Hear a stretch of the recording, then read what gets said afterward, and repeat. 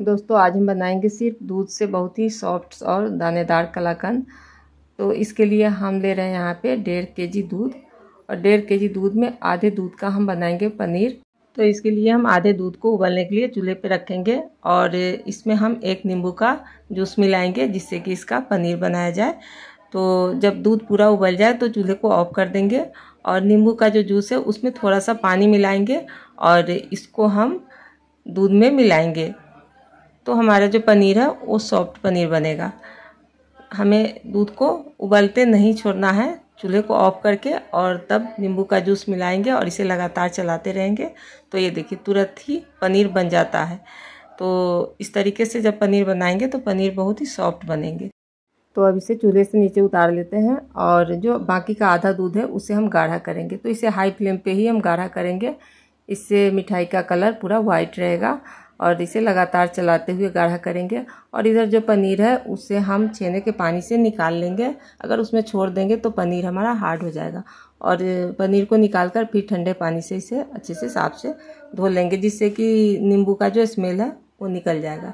और जब दूध थोड़ा गाढ़ा हो जाए तो इसमें हम चीनी मिलाएंगे। तो चीनी आप अपने टेस्ट के अनुसार मिलाएं। वैसे मैं इसमें 4 से 5 चम्मच के बराबर चीनी मिला रही हूँ इतने से कलाकंद में। तो अब चीनी डालकर और फिर इसे हाई फ्लेम पे ही लगातार चलाते हुए गाढ़ा करना है। तो जब दूध पूरा आधा हो जाए तो उसके बाद इसमें हम पनीर मिलाएंगे। तो दूध को थोड़ी देर और हम उबालते हैं और जो भी साइड में लगा हुआ उस सबको खुरच के हम मिला लेंगे। ये सब जलना नहीं चाहिए, अगर जल गया तो फिर कलाकंद पूरा वाइट वाइट सा नहीं दिखेगा और कलाकंद का कलर पूरा वाइट होता है। तो ये ध्यान देकर आप ये मिठाई बनाएं। तो अब ये दूध पूरा उबलकर आधा हो चुका है, बिल्कुल जैसा रबड़ी होता है वैसा जब हो जाए ना दूध, तो फिर इसमें आप पनीर मिला लें। जैसे मात्रा आपको जितना मिठाई बनाना है आप उस हिसाब से दूध ले सकते हैं। जैसे मैं 1.5 kg दूध का बना रही हूँ, आप 4 kg का 5 kg का बनाएं। बस आधे दूध का आप रबड़ी बना लें और आधे दूध का पनीर बना लें। और पनीर को ना घिसना है ना मैश करना है, सॉफ्ट पनीर है ये, बिल्कुल आसानी से इसमें मिक्स हो जाएंगे। बस चलाते रहना है, आप इस तरीके से इसमें चलाते रहें।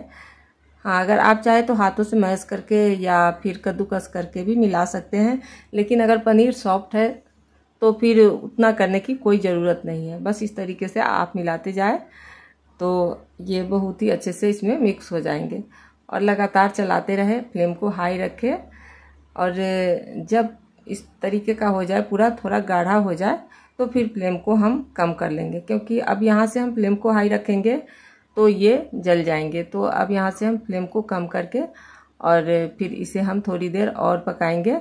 और टेस्ट के लिए इसमें हम सिर्फ इलायची पाउडर मिलाएंगे, बाकी कोई भी ड्राई फ्रूट्स मिलाने की कोई ज़रूरत नहीं है। हाँ, अगर आपको पसंद है तो आप मिला सकते हैं, लेकिन कलाकंद जो है वो बिल्कुल मुँह में घुल जाने वाली मिठाई होती है, तो इसमें ड्राई फ्रूट्स नहीं मिलाए तो ही ज़्यादा बेहतर रहेगा। तो अब इस तरीके से इसे मिक्स करते हुए थोड़ी देर पकाएंगे। जब ये पैन को छोड़ने लगे, कढ़ाई को छोड़ने लगे, तो फिर हम इसे चूल्हे से उतार लेंगे। और थोड़ा सा मैं प्रसाद के लिए निकाली थी, क्योंकि वीडियो जब हम बनाते हैं तो फिर वो जैसे कभी किसी चीज़ में टच हो जाता है, तो इसीलिए मैं थोड़ा सा निकाल ली थी। बाकी का मैं अब इस तरीके से सेट कर रही हूँ। तो आप कोई भी चौकोर या थाली ही ले ले, उसमें थोड़ा सा घी लगा ले, या फिर आपके पास बटर पेपर हो तो, या कोई भी पेपर हो, फॉइल पेपर कोई भी हो तो आप लगा ले। और उसमें हम इस तरीके से इसे रखेंगे और फिर इसे अच्छी तरह से हम चिकना करके इसे सेट होने के लिए थोड़ी देर छोड़ देंगे। बहुत ही जल्दी ये सेट भी हो जाते हैं।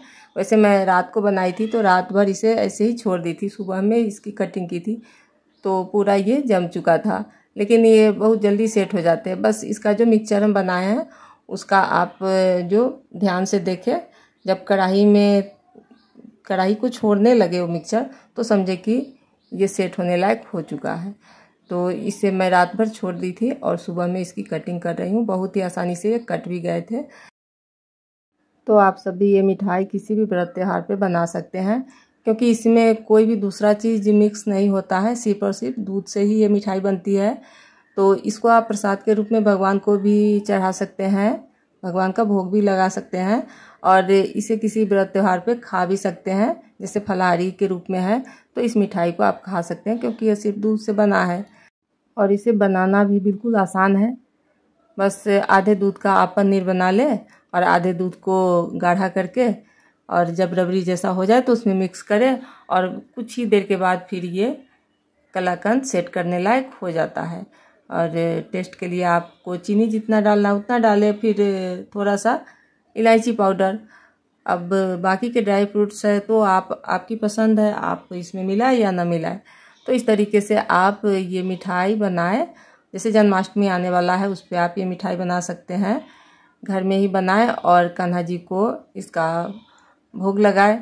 तो अब मैं इसी के साथ विदा लेती हूँ। और हाँ, अगर मेरी रेसिपी पसंद आए तो मेरे वीडियो को लाइक ज़रूर करें, साथ ही मुझे सपोर्ट करने के लिए मेरे चैनल को सब्सक्राइब करें और बेल आइकन को भी प्रेस करें, तभी मेरी हर नई नई रेसिपीज़ की जानकारी आपके पास पहुँचती रहेगी। तो बाय दोस्तों।